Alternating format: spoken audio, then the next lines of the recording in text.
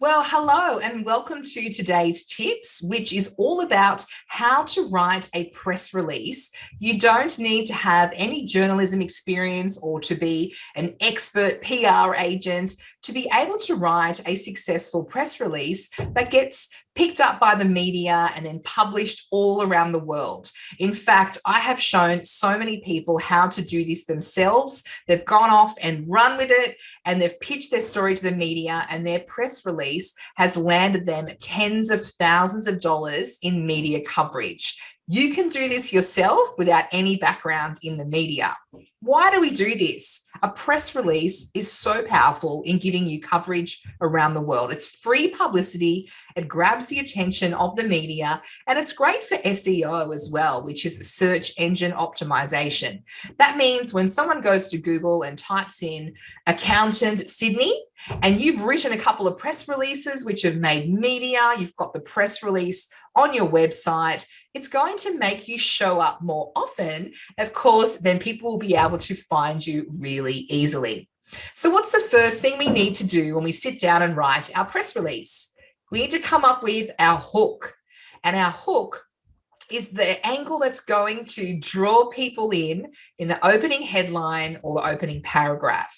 How do we come up with our hook? This is how. Our news values.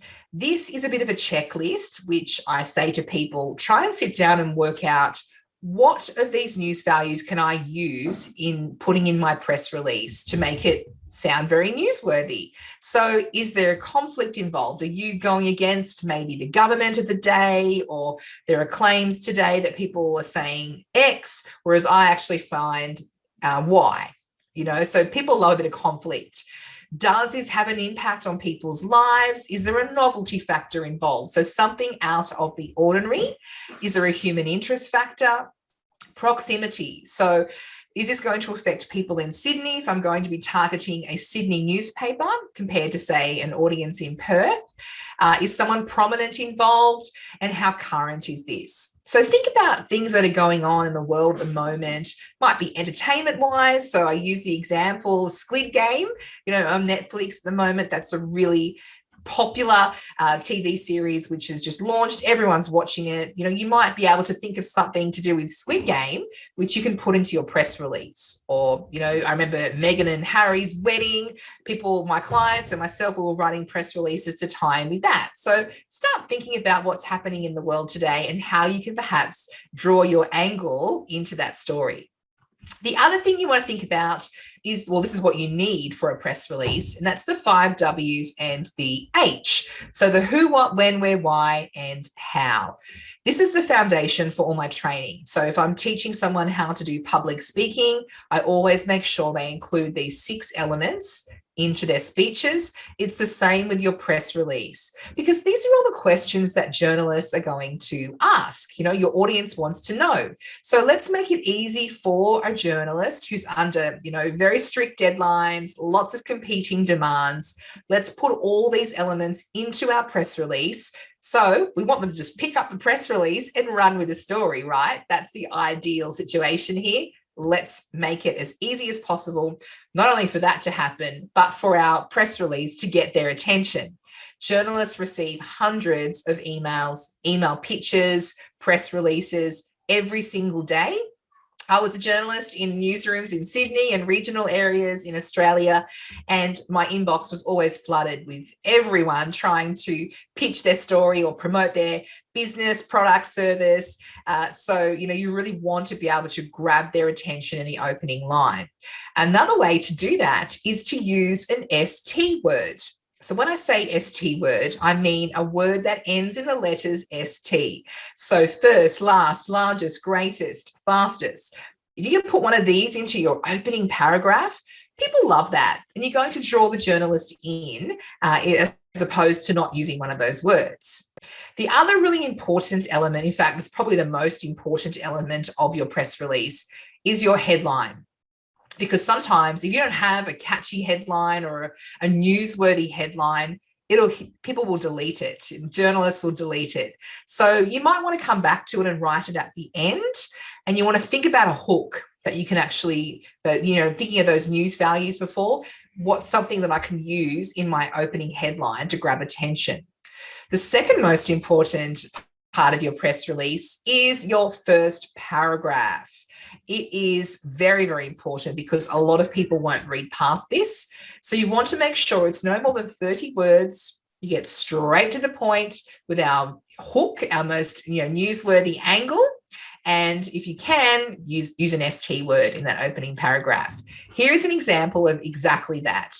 This is an example of a press release I wrote for my real estate client. And this media press release went around Australia, got amazing coverage.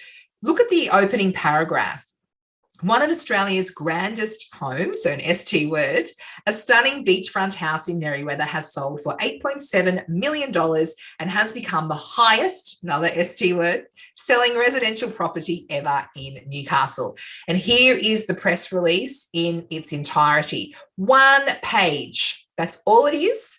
And I've got the headline, I've got the opening paragraph, no more than 30 words. The other thing you need to remember is you don't want to have probably more than 1 page for a press release. I know I've had a few discussions over the years that people have a different view to that, but you should be able to get your who, what, when, where, why, and how into 1 page.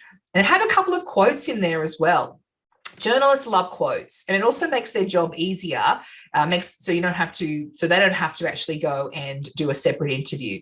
And sometimes I've written a very effective press release to my clients that journalists have not even had to pick up the phone. They're like, well, I've got everything I need in that quote, in that press release. Like, I've got the quotes I can use. So throw a couple of quotes in there like I have on this press release, and always have some contact information at the bottom.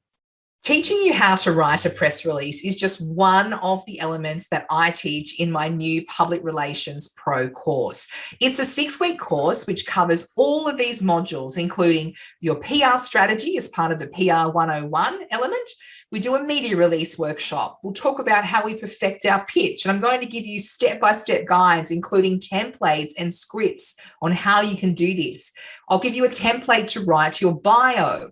We'll talk about blog writing, because blog writing has been so powerful for my business and for other clients that I've had over the years in being able to get their name out there. So we'll spend a week focusing on blogs.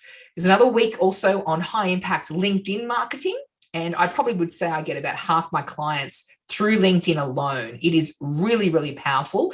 So we're spending a week on that to show you exactly how to do that. And finally, we'll finish off the whole course with some media training and public speaking training, so you can become the media's go-to guy or girl in your field, in your industry. I'm also going to throw in over $5,000 worth of bonuses. So there's pitch templates, we've got press release examples, cheat sheets, ebooks, workbooks. You don't have to start from scratch. But then you get to have templates to actually not have to reinvent the wheel, and so you can just get going from the get-go. If you'd like to know more about my public relations course, which kicks off next Monday, only a couple of days left, Monday the 18th of October, go to this website, www.publicrelationspro.com.au. There you go. I hope you've enjoyed today's tips. Have a great weekend, and I'll talk to you soon.